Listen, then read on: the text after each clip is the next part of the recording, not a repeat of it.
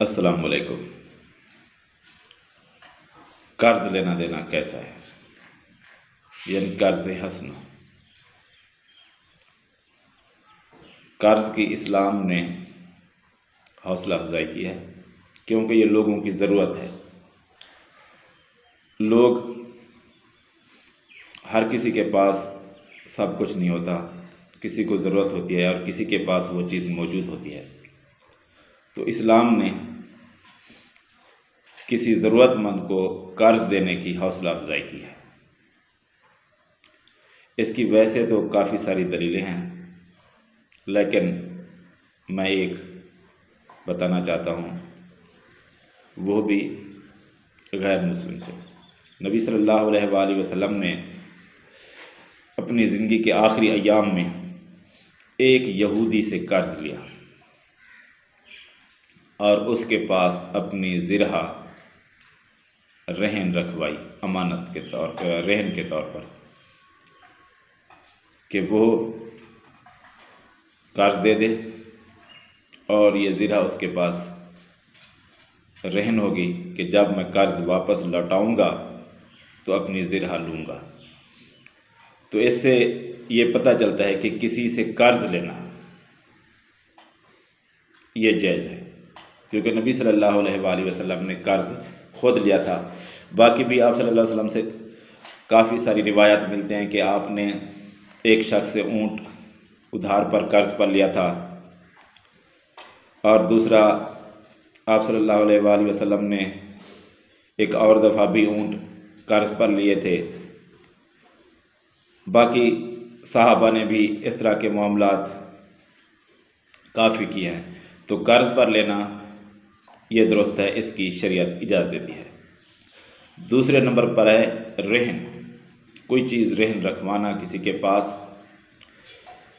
یہ دونوں آپس میں ملتی جلتی ایک دوسرے کے ساتھ ملی ہوئی چیزیں ہیں تو الگ الگ، لیکن ہیں آپس میں ملی ہوئی۔ کہ رہن کیوں رکھواتا ہے بندہ؟ وہ اس لیے رکھواتا ہے کہ کوئی شخص ضرورت مند ہے، وہ کوئی چیز لینا چاہتا ہے اور اگلا شخص اس پر اعتماد نہیں کرتا۔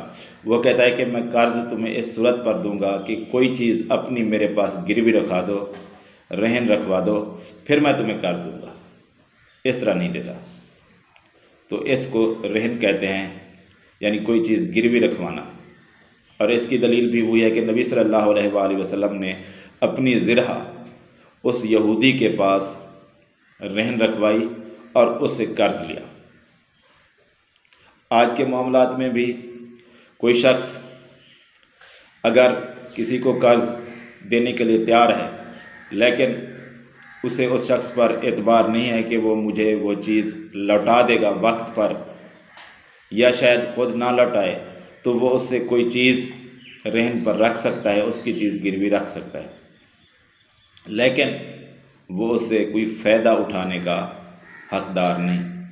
ہاں کوئی ایسی چیز ہے جیسے جانور وغیرہ ہے اور اس پر اس کو خرچ کرنا پڑتا ہے، مالک اس کا خرچ نہیں دے رہا، گھاس چارہ وغیرہ سب کچھ وہی خرچ کرتا ہے، تو اس کے بدلے میں وہ اس کا دودھ وغیرہ استعمال کر سکتا ہے کہ وہ اپنے خرچ کے بدلے، لیکن رہن کے طور پر نہیں، کہ وہ چیز اس کے پاس رہن ہے تو وہ چیز مالک کی ہے، وہ اس کے پاس موجود رہے گی اور وہ اس کو اپنا قرض جب لے گا واپس تو وہ چیز مالک کو واپس کر دے گا۔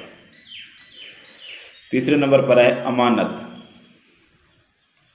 کسی کے پاس اپنی چیز امانت کے طور پر رکھوانا، کہ یہ چیز میرے پاس محفوظ نہیں رہے گی، میں کسی شخص کے پاس امانت رکھوا دیتا ہوں، یا میری رقم ہے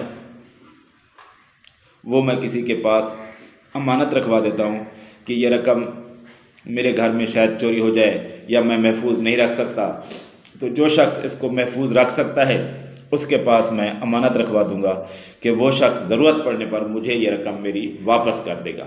اسے کہتے ہیں ودیعہ، امانت۔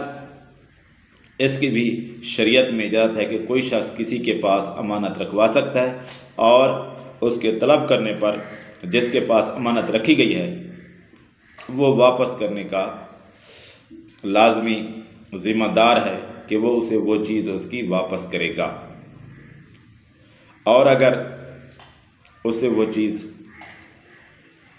تلف ہو گئی، اس میں کوئی نقصان ہو گیا اور اس نے جان بوجھ کر نہیں کیا، تو وہ اس کا ضامن نہیں ہے کہ وہ چیز اس نے جان بوجھ کر نہیں خراب کی۔ اگر جان بوجھ کر خراب کرے گا تو پھر تو وہ ذمہ دار ہے۔ چوتھے نمبر پر ہے کسی سے کوئی چیز عاریتاً لینا۔ عاریہ،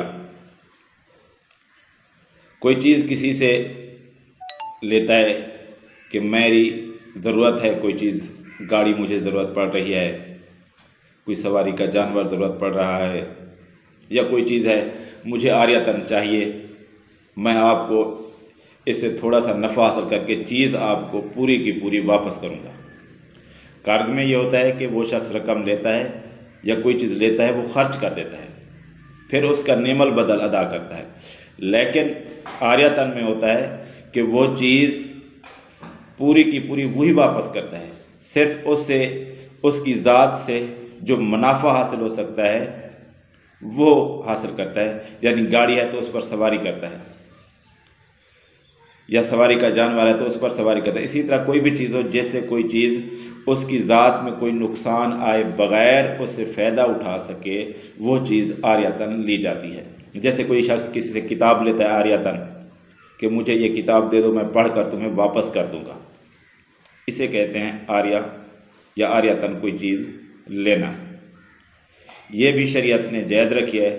جیسے انس رضی اللہ تعالیٰ عنہ سے روایت ہے کہ ایک دفعہ مدینے میں شور ہوا کہ کوئی مسئلہ ہے، کوئی خرابی ہے، کوئی واقعہ ہونے والا ہے، تو لوگ سارے جمع ہو گئے، ایک طرف دیکھنے لگے کہ ادھر کچھ ہونے والا ہے، شور ہے، کوئی آوازیں آ رہی ہیں۔ نبی صلی اللہ علیہ وآلہ وسلم کچھ دیر بعد وہاں پہنچے۔ آپ صلی اللہ علیہ وآلہ وسلم سب سے پہلے وہاں پہنچ کر واپس آ گئے تھے، اور آپ نے ایک صحابی سے گھوڑا سواری کے طور پر عاریتاً لیا تھا، اور اس پر خبر کر کے واپس آ گئے تھے اور بتایا تھا کہ کوئی گڑبڑ نہیں ہے، حالات سارے درست ہیں، اور میں نے اس گھوڑے کو بھی بہت تیز رفتار پایا۔ تو نبی صلی اللہ علیہ وآلہ وسلم نے صحابی سے گھوڑا عاریتاً لیا تھا اور اس سے صرف فائدہ اٹھایا تھا کہ اس پر سواری کی تھی، اور باقی گھوڑا ویسے کا ویسا ہی اسے واپس کر دیا تھا۔ تو عاریتاً کوئی چیز لینا کسی سے صرف اس کا تھوڑی دیر کے لیے یا کچھ وقت کے لیے نفع حاصل کرنے کے لیے، اور وہ چیز ویسے کی ویسے اسے واپس کر دینا، یہ اسلامی شریعت نے جائز رکھا ہے۔